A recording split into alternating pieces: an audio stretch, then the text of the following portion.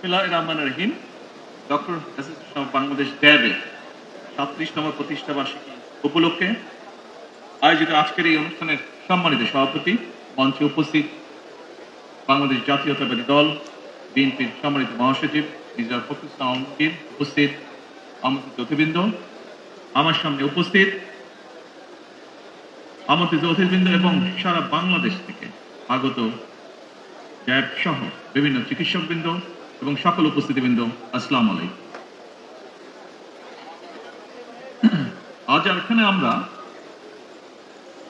আপনাদের সামনে যারা উপস্থিত রয়েছেন, বলা যায় আমরা হাতে গোনা কিছু মানুষ ছাড়া খুব সম্ভবত অধিকাংশ মানুষই, বলা যায় 90% মানুষ এখানে চিকিৎসক। আমি নিজে চিকিৎসক নই, যদিও আমার ঘরে একজন চিকিৎসক আছেন, তবে একজন অচিকিৎসক ব্যক্তির একটি উক্তি আমি আপনাদের সামনে, মানে চিকিৎসক নন, আমি যেহেতু চিকিৎসক নই, তারপরে আমার মতনই একজন ব্যক্তি যিনি চিকিৎসক ছিলেন না, তার একটি কথা আপনাদের সামনে আমি উল্লেখ করতে চাই। আপনারা অনেকেই হয়তো তার নামের সাথে পরিচিত আছেন। এই ব্যক্তিটির নাম হচ্ছে টমাস এডিসন। তিনি একজন মার্কিন বিজনেসম্যান ছিলেন, একই সাথে উদ্ভাবকও ছিলেন।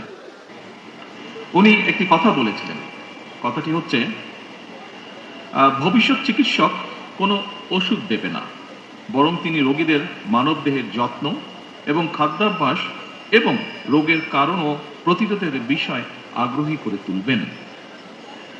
উপস্থিতবৃন্দ, টমাস এডিসনের এই চিন্তার সঙ্গে বর্তমান সরকারের স্বাস্থ্যসেবা নীতির একটি মিল হয়তো আপনারা খুঁজে পাবেন। চিকিৎসা সেবার ক্ষেত্রে বর্তমান সরকারের নীতি হচ্ছে prevention is better then cure. আমরা মনে করি, বর্তমান সরকার মনে করে, মানুষকে যদি শুরুতেই রোগের উৎপত্তির কারণ এবং প্রতিকার সম্পর্কে সচেতন করা যায়, তাহলে খুব সম্ভবত সহজেই অনেক রোগেরই নিরাময় করা সম্ভব। এই প্র্যাকটিসটি ইউরোপে এখন ধীরে ধীরে শুরু হয়েছে।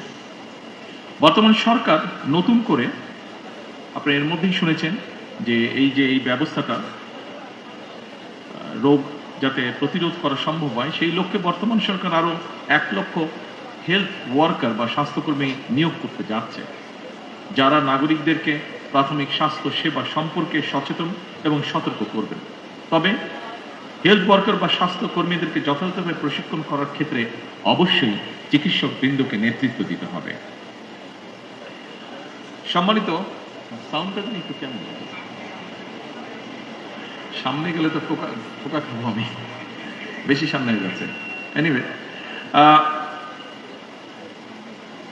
সম্মানিত উপস্থিতিবৃন্দ, সকল চিকিৎসকবৃন্দ, আপনাদের সাথে আমি আমার একটি উপলব্ধির কথা শেয়ার করতে চাই। কি সেটি হচ্ছে, শিক্ষার্থী কিংবা পেশাজীবীগণ রাজনীতিতে সংশ্লিষ্ট থাকবেন কিংবা কতটা থাকবেন, এটা নিয়ে বিভিন্ন মহলে একটি আলোচনা আছে। এর পক্ষে বিপক্ষে নানা মত রয়েছে, তবে আমার মতটি আমি আপনাদের সঙ্গে শেয়ার করতে চাই। একটি গণতান্ত্রিক রাষ্ট্রে যেহেতু রাজনৈতিক সিদ্ধান্ত প্রায় সকল কাজকেই প্রভাবিত করে, সেহেতু শিক্ষার্থী, শিক্ষক কিংবা পেশাজীবী সবাই যার যার মতাদর্শ অনুসারে রাজনৈতিকভাবে সুসংগঠিত থাকবেন বা সচেতন থাকবেন, এটা কোনো অযৌক্তিক কোনো বিষয় নয়। তবে হাততালিটা একটু পরে দিন, পরের লাইনটা বলে নেই, পরের কথাটা বলে নেই, তারপরে হাততালি দিয়ে। তবে এই তবেটাই হচ্ছে ইম্পর্টেন্ট বিষয়। তবে রাজনৈতিক সম্পৃক্ততা যেন নিজেদের পেশাগত দায়িত্ব পালনে বিঘ্ন না ঘটায় বা বিঘ্ন ঘটার কারণ না হয়, সেটি হচ্ছে মোস্ট ইম্পর্টেন্ট। এই ব্যাপারে এখানে উপস্থিত ড্যাবের সকল চিকিৎসক বৃন্দকে আমি সতর্ক থাকার জন্য আহ্বান জানাব। প্রথাগত রাজনীতির বাইরে এসে রাজনীতির গুণগত পরিবর্তন খুব সম্ভবত প্রত্যেকটি সেক্টরে সামগ্রিকভাবে সমগ্র বাংলাদেশে এখন সময়ের একটি কঠিন দাবি বা খুব স্ট্রং ডিমান্ড, এটা আমরা সকলেই সেটি অনুভব করতে পারি, বিশেষ করে 5ই আগস্টের পর থেকে। সম্মানিত সকল উপস্থিতিবৃন্দ, দেশের স্বাস্থ্য ব্যবস্থা এবং চিকিৎসা সেবাকে আরো কার্যকর এবং জনবান্ধব করার লক্ষ্যে আপনাদের পক্ষ থেকে বেশ কিছু প্রস্তাব উপস্থাপন করা হয়েছে। এছাড়াও ডক্টর সুমন আমাদেরকে খুব সুন্দরভাবে একটি প্রেজেন্টেশন দিয়েছে। যে প্রস্তাবগুলো যতটুকু আমি জেনেছি বা যতটুকু আমি জানি, এর মধ্যে হয়তো কিছু বাদ যেতে পারে। যেমন 1 নম্বর, স্বল্পতম সময়ের মধ্যে বিশেষ বিসিএস এর মাধ্যমে 5,000 চিকিৎসক নিয়োগ। এরপরে আছে সরকারি, এখন এটা বাস্তবায়ন হয়নি, আপনারা শুনে যান, আমি একটু বলি রাখি। এরপরে যেটি আছে সরকারি চাকরিতে চিকিৎসকদের বয়সসীমা, আপনাদের যেটি দাবি আছে 32 থেকে 34 বছরে উন্নীত করা। চিকিৎসকদের অবসরের যে বয়সসীমা সেটিও 61 থেকে 65 বছরে উন্নীত করা। চিকিৎসক এবং রোগী উভয়ের নিরাপত্তা নিশ্চিত করতে একটি সময়োপযোগী স্বাস্থ্য সেবা সুরক্ষা আইন প্রণয়ন। এরপরে উপজেলা এবং প্রত্যন্ত অঞ্চলে কর্মরত চিকিৎসকদের জন্য বিশেষ ভাতা প্রণোদনার ব্যবস্থা। এরপরে যেটি আমার মনে আছে সেটি হচ্ছে বেসরকারি খাতে কর্মরত লক্ষাধিক চিকিৎসকদের জন্য একটি সুনির্দিষ্ট ও ন্যায্য বেতন কাঠামো প্রয়োজন। এবং খুব সম্ভবত আরেকটি দাবি আছে, শুধুমাত্র রাজনীতি কেন্দ্রিক না রেখে বিভাগ, জেলা, উপজেলা পর্যায়ে বিশেষিত হাসপাতাল প্রতিষ্ঠা। উপস্থিত সকল চিকিৎসকবৃন্দ, আপনাদের অবস্থান থেকে যদি আমরা চিন্তা করি তাহলে এই দাবিগুলো হয়তো বা খুব একটি অযৌক্তিক নয়। তবে এই ব্যাপারটিও কিন্তু আমাদের সকলের একটু বিবেচনার মধ্যে থাকা উচিত।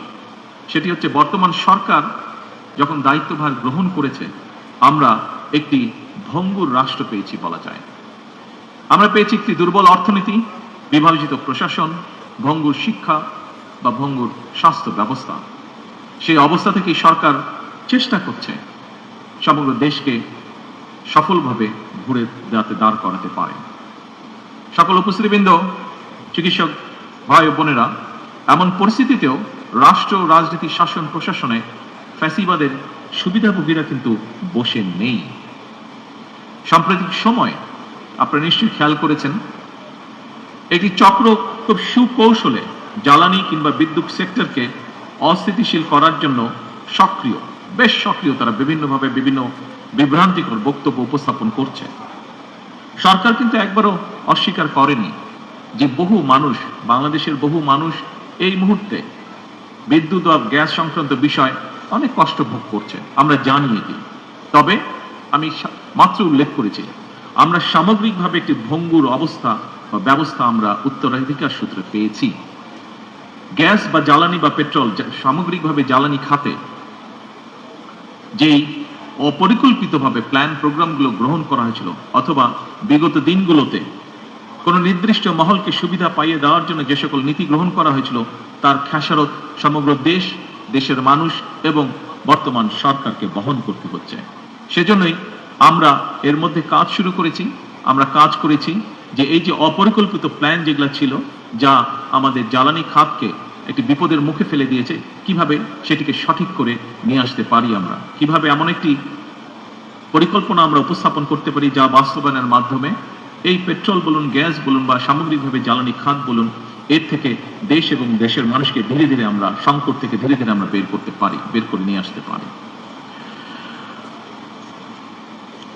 সম্মানিত উপস্থিতিবৃন্দ, সরকার শিক্ষা, স্বাস্থ্য, জ্বালানি সহ প্রতিটি সেক্টরকে স্বয়ংসম্পূর্ণ এবং স্বনির্ভর করতে বাস্তবমুখী পরিকল্পনা গ্রহণ এবং তা বাস্তবায়নের কাজ এরই ভিতরে শুরু করেছে। বাংলাদেশের স্বাস্থ্য এবং চিকিৎসা ব্যবস্থাকে আধুনিক করতে এবং স্বয়ংসম্পূর্ণ করতে সরকার ইতিমধ্যেই প্রথমবারের মতন স্বাস্থ্য খাতে দ্বিতীয় সর্বোচ্চ বাজেটকেও বরাদ্দ করেছে। তবে অবশ্যই এখানে শুধু সরকার না, সরকারের পাশাপাশি সরকারের সাথে সমগ্র বাংলাদেশে আপনারা যা চিকিৎসক আছেন, সেটি উপজেলা পর্যায়ে হোক, জেলা পর্যায়ে হোক, ঢাকা বা বিভাগ যে কোনো পর্যায়ে হোক না কেন, সকল চিকিৎসককে, সরকারি বেসরকারি সকল চিকিৎসক বৃন্দ আপনাদেরকেও এগিয়ে আসতে হবে। আপনাদের সহযোগিতা, সমর্থন, সাহায্য ছাড়া অবশ্যই সরকারের পক্ষে এগুলোকে বাস্তবায়ন করা সম্ভব হবে না। আমাদের সকলের মিলিত প্রচেষ্টার মাধ্যমে যে জিডিপির যে 5% আমরা নিয়ে যেতে চাচ্ছি স্বাস্থ্য খাতে, এটিকে যদি সঠিকভাবে প্রয়োগ করতে হয়, এর মাধ্যমে যদি দেশ এবং মানুষকে বেনিফিট দিতে হয়, তাহলে অবশ্যই আমাদের সকলকে একসাথে কাজ করতে হবে। এর বাইরেও যত দ্রুত সম্ভব হেলথ কার্ড চালু করার কাজ আমরা চেষ্টা করছি বাস্তবায়ন করতে। এর বাইরে প্রতিটি উপজেলা স্বাস্থ্য কমপ্লেক্সকে 101 শয্যা বিশিষ্ট হাসপাতালে উন্নীত করার সিদ্ধান্ত এরই ভিতরে নেওয়া আছে, যা আপনারা সকলেই অবগত আছেন। তবে যেটি আমি দৃঢ়ভাবে ব্যক্তিগতভাবে বিশ্বাস করি, চিকিৎসকগণ যদি সেবার মানসিকতা নিয়ে নিজেদেরকে নিবেদিত না রাখেন, তাহলে এই অবকাঠামোগত উন্নয়ন দিয়ে কিন্তু আমাদের সফলতা আসবে না। উপস্থিত চিকিৎসকবৃন্দ, সম্মানিত অতিথিবৃন্দ, সকল উপস্থিতিবৃন্দ, আমি জানি দায়িত্ব পালন করতে গিয়ে আপনাদেরকে নানা সীমাবদ্ধতার মুখোমুখি হতে হয়। তারপরেও কিছু কিছু ক্ষেত্রে অনিচ্ছাকৃত অবহেলা বা দায়িত্ব পালনে শৈথিল্য একদিকে সরকারের সামগ্রিক কার্যক্রমকে প্রশ্নবিদ্ধ করে, অপরদিকে চিকিৎসক কিংবা চিকিৎসা ব্যবস্থা সম্পর্কেও জনমনে অনাস্থা তৈরি করে। এক্ষেত্রে দেশের মানুষ চিকিৎসকদের কাছ থেকে আরো দায়িত্বশীল এবং মানবিক ভূমিকা প্রত্যাশা করে। আসুন প্রিয় চিকিৎসক বৃন্দ, সম্মানিত সকল উপস্থিতিবৃন্দ, আসুন আমরা সকলে মিলে এমন একটি চিকিৎসা বান্ধব বাংলাদেশ গড়ে তুলি, যেখানে দেশের প্রতিটি মানুষ মানসম্মত স্বাস্থ্য সেবা পাবে এবং উন্নত চিকিৎসার জন্য বিদেশমুখী হবে না আর, ইনশাআল্লাহ। এই প্রত্যাশা করে এবং ড্যাবের সাফল্য কামনা করে আমার বক্তব্য শেষ করছি। আল্লাহ হাফেজ। বাংলাদেশ জিন্দাবাদ।